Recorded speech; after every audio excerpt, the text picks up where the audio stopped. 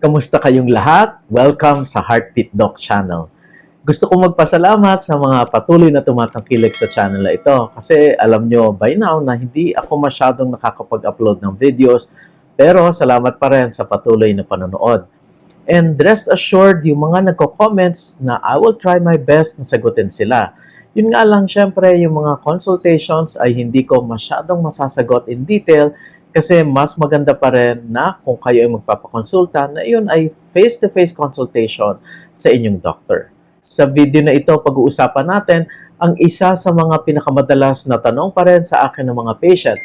Yun ay kung pwede bang uminom ng kape ang mga pasyenteng may sakit sa puso. So kung gusto nyong malaman ang sagot dito base sa mga clinical trials, tara, samahan niyo ako.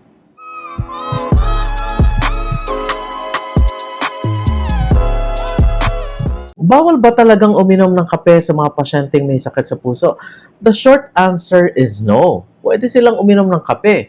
In fact, kahit nga yung mga national cardiac societies o yung mga societies sa mundo na ito ay mga experts sa cardiologist, ay nagsasabi na ang kape ay pwedeng maging part ng isang healthy diet kasi marami naman talagang benefit ang kape at hindi na natin yon iisa-isahin.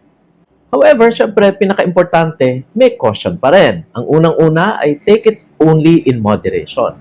Ang usual recommended ay less than 300 milligrams of caffeine a day.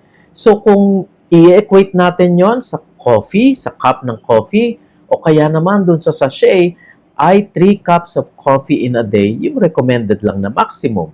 Anything beyond that, mas nagkakaroon na ng konting side effect. If you're taking naman your coffee less than 3 cups a day, then you should be okay. Yung mga iba pang caution, aside from obvious na yung moderation, ay may mga ibang gamot na hindi pwedeng i-take with coffee or kasabay ng kape. Isa na dyan ay ang mga thyroid supplements o yung mga thyroid hormone replacement tulad ng levothyroxine.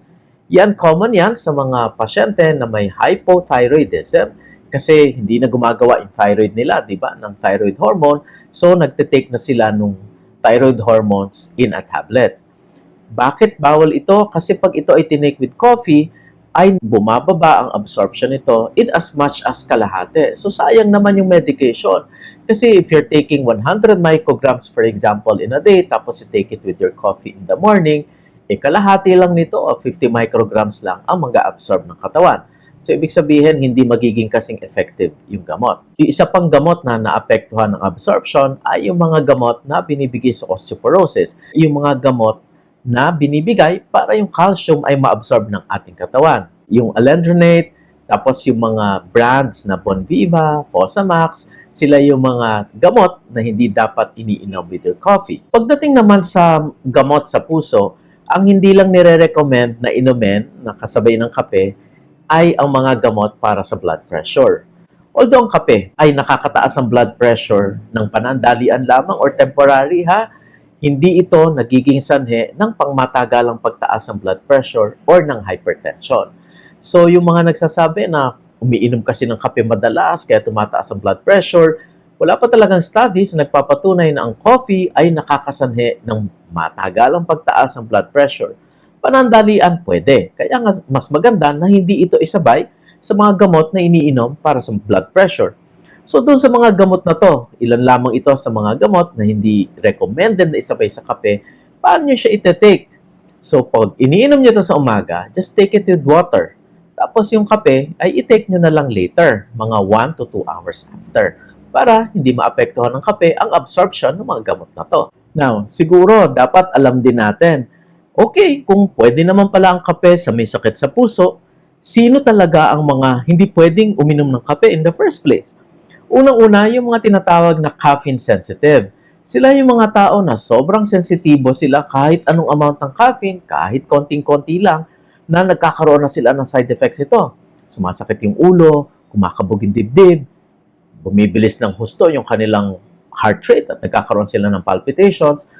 Yun, pinagbabawal talaga ang pag-inom ng kape. Yun namang may mga tachycardia, like for example, supraventricular tachycardia, o kaya atrial fibrillation ng sobrang tulen, hindi ko rin nire-recommend yung coffee kasi lalong tumutulen ang kanilang heartbeat Unless, of course, maggamot na sila. Tulad ng SVT, for example, pag sila ay nagagamot na o kaya naman ay nagawa na sila ng radiofrequency ablation, which is the cure for SVT, ay pwede na sila mag-take ng coffee after. Hindi rin advice na uminom ng kape ang mga pasyenteng may osteoporosis kasi ang labis sa pag-inom ng kape, katulad dun sa kanina na hindi lang ito nakakapag-decrease ng absorption ng mga gamot para sa osteoporosis itself, ay ito din ay nakakabawas ng calcium sa mga buto. So yung mga excessively na umiinom ng kape, mas prone nga sila to osteoporosis or pagnipis ng kanilang mga buto.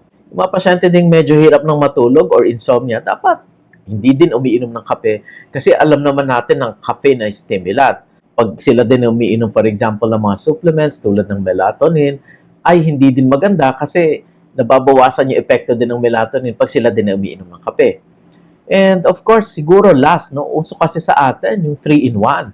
No, okay naman yung coffee content noon, no? It's equivalent to 90 to 100 milligrams of caffeine per sachet. Unfortunately, marami itong sugar at yung kanyang creamer ay artificial. So ako personally, I drink 1 to 2 cups of coffee a day.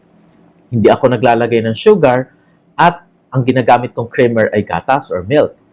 And of course, I don't take it after 2 p.m. sana every time.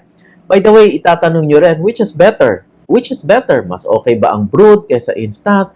Mas okay ba ang caffeine kaysa sa decaffeinated? Interestingly, sa mga trials, sa sakit sa puso, ito sa heart ha, walang difference ang pag-inom ng instant or brewed coffee. Pareho pa rin na, in fact, meron silang health benefits when it comes to heart disease. And interestingly, yung decaffeinated, in fact, ay hindi mas maganda kaysa sa caffeinated. Doon sa decaf trial na kalalabas lang, mas magandang uminom ng caffeine-containing coffee o yung regular coffee kaysa sa decaffeinated kung gusto natin ito maging healthy diet. But of course, may role yung mga decaffeinated. Kasi for example, katulad ng mga nabanggit ko kanina, na sila yung hindi pwedeng uminom ng kafe kasi they're caffeine sensitive, then magandang alternative sa kanila yung decaffeinated. So sana nasagot ko yung tanong na kung bawal ba o hindi yung kape sa mga sakit sa puso. At sana mayroon kayong muling natutunan sa video na ito. Marami na akong nagawang videos tungkol sa sakit sa puso at sa mga common natin ginagawa. Kung meron kayong oras, please visit them. And pakiusap ko na rin na i-share nyo na rin at i-like ang video na ito. Mas marami sa atin na makaalam ng mga ganitong klase ng kaalaman. Again, maraming salamat and I will see you next time.